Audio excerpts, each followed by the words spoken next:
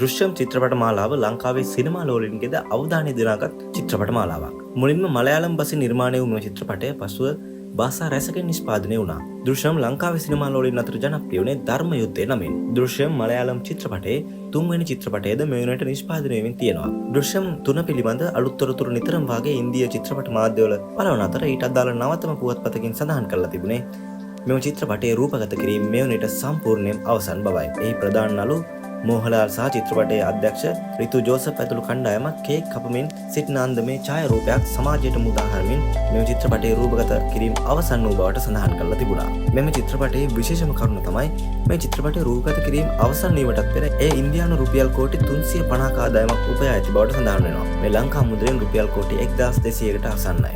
චිත්‍රපටයත් ප්‍රදර්ශනයට පෙර මේ වගේ ආදායමක් උපයාගත්තු පළවෙනි අවස්ථාව තමයි මේ.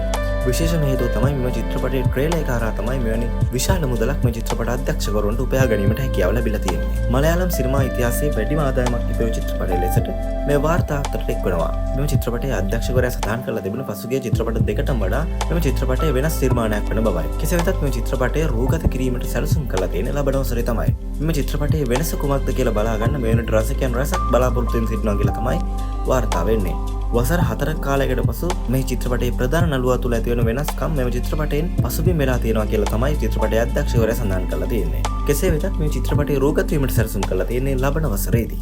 ඉතින් මේ වගේ තවත් තොරතුරු බලාගෙන බලව සබ්ස්ක්‍රයිබ් කරන්න.